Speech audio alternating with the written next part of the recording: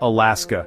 Just the name conjures images of towering mountains, glaciers that glitter like diamonds, and vast, untamed wilderness. It is a place of breathtaking beauty, where the northern lights dance across the night sky, and the sun barely sets in summer. But Alaska is also a land of extremes.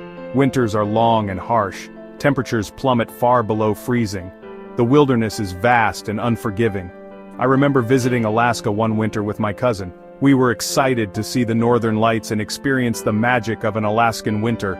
But the weather had other plans. A blizzard hit, bringing with it freezing rain and snow that piled up in thick drifts. The road to Anchorage was closed due to an avalanche. Our carefully planned trip was in shambles. We were stranded for days. The experience was a stark reminder of the power of nature and the challenges of living in such an extreme environment. Alaska is the largest state in the US, but it has the smallest population, with fewer people than Vermont or Wyoming. This vastness is both part of its allure and a challenge for those who call it home. The wildlife is as diverse as the landscape, with bears, moose, and eagles calling it home.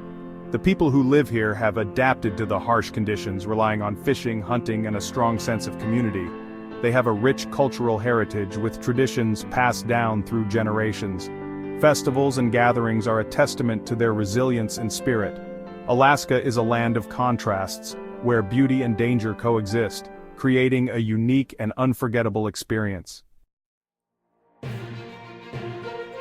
The United States is divided into states. States are divided into counties. These counties are further divided into cities and towns. Alaska does things a bit differently. Instead of counties, Alaska has boroughs. These boroughs are like counties, but they cover much larger areas. Much of Alaska is not part of any borough. This area is called the unorganized borough. The unorganized borough is huge.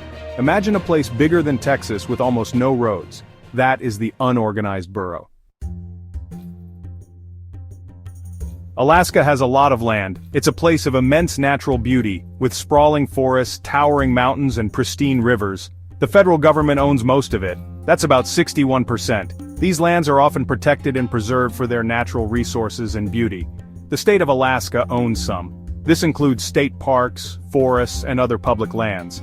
Alaska Native people own a large portion too. Their lands are rich in culture and history, passed down through generations. This wasn't always the case. The history of land ownership in Alaska has seen many changes over the years. In 1971, something important happened. It was a turning point for Alaska Native people. It was called the Alaska Native Claims Settlement Act. This landmark legislation changed the landscape of land ownership in Alaska. This act gave Alaska Native people land and money. It was a significant step towards recognizing their rights and heritage. It also created Alaska Native corporations. These corporations play a crucial role in the community. These corporations are like businesses. They operate to benefit their shareholders and manage resources effectively. They help manage the land and resources. This includes everything from natural resource extraction to environmental conservation. They also give money to their shareholders.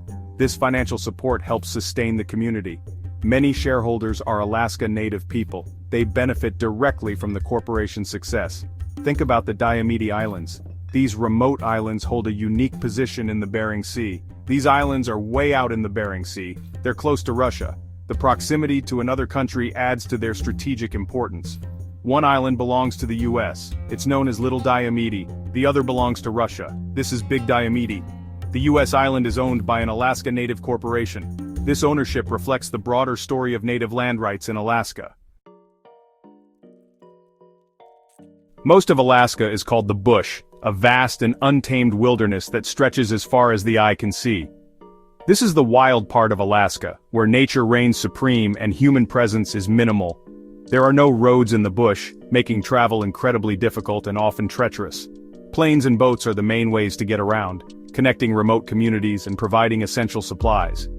Even in winter, planes on skis are a common sight, gliding over the snow-covered terrain with ease. I remember driving on an icy road in Alaska, the tires struggling for grip on the slippery surface. The wind howled around us, and the snow was blinding, creating a surreal and challenging environment. It was like driving into a white wall, with visibility reduced to almost nothing. We had to be very careful, navigating slowly and cautiously to avoid any mishaps. Alaska is beautiful, with its majestic mountains and pristine landscapes, but it can also be dangerous. If you ever go, summer is the best time to visit. when the weather is milder and the scenery is lush and green.